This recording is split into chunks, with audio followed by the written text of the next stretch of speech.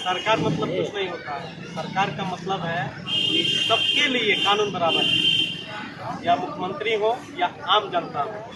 सरकार तो और डर के मारे, विपक्ष अगर हावी होगा, विपक्ष अगर तत्पर होगा, तो विपक्ष जैसा चाहेगा वैसा ही सरकार को करना पड़ेगा। यही तो बिहार में नहीं हो रहा है, विपक्ष कमजोर हो गई है, इसके चलते। हाँ, तो आज राजद तो उतरा है ना।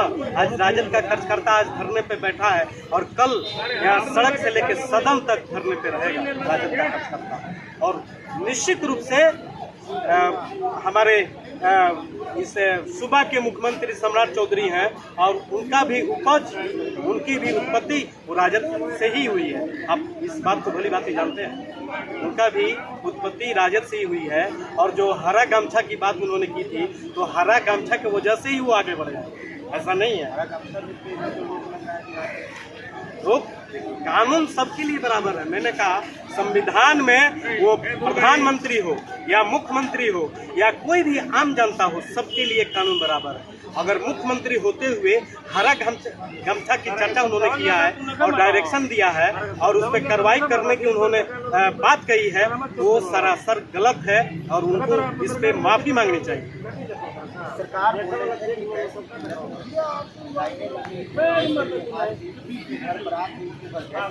मैंने इस बात को अभी आपके सामने कहा है कि जब 5 राज्य का चुनाव था, तो हमारे नेता माननीय प्रधानमंत्री मोदी जी ने कहा कि कहीं कोई दिक्कत नहीं है, विदेशों में लड़ाई हो रही है, उसका कोई भी प्रभाव हमारे देश पे नहीं है। ना गैस की किल्लत है, ना पेट्रोल का दाम बढ़ेंगे, ना कोई समस्या है। लेकिन जैसे 5 राज्यों का चुनाव बीत गया, उसके दूसरे दिन हमारे मोदी साहब ने माइक पकड़ लिया और देश को सीधे कहा कि देश संकट में है और देश आपके हवाले में कर रहा हूँ और आप तेल कम खर्च कीजिए, आप सोना मत खरीदिए, आप विदेश की यात्रा मत कीजिए। लेकिन विदेश की यात्रा सब लोगों को, पूरे देशवासियों को मना कर दिए और अपने विदेश के सैर सपाटा पे निकल दिए।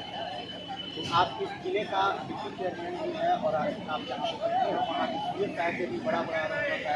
नहीं, सीओ साहब अगर गलत करते हैं तो इसी धरने पर हम लोग बैठ करके उनको ये संदेश देना चाहते हैं कि सीओ साहब दुर्भावना से ग्रसित होकर के आपको काम नहीं करना है। ये तो परिवर्तन का स्थिति है। आज सत्ता आज बीजेपी की बनी है, कल ये 20 वर्षों के समय में जेडीयू के मुख्यमंत्री थे, आज बीजेपी के मुख्यमंत्री है और 15-20 साल पहले राजद का भी मुख्यमंत्री थे। तो ये सत्ता तो परिवर्तनशील है और आज उनका है, आज उनकी बारी है, कल हमारी बारी आएगी। तो लेकिन दुर्भावना से ग्रसित होकर के, चाहे सत्ता किसी का भी हो, लेकिन सत्ता तो जनता का है, सत्ता जनता का है और जनता के किसी भी समस्या का निवारण पदाधिकारियों को करना है तो नियम संगत वो निवारण करें। अगर नहीं करते हैं, जनता अगर त्राहिमाम होती है, परेशान होती है, तो इसके लिए हम लोग धरना, इसके लिए जो भी लड़ाई लड़ना होगा, राजद परिवार लड़ाई लड़े। यहाँ का एक वीडियो की चर्चा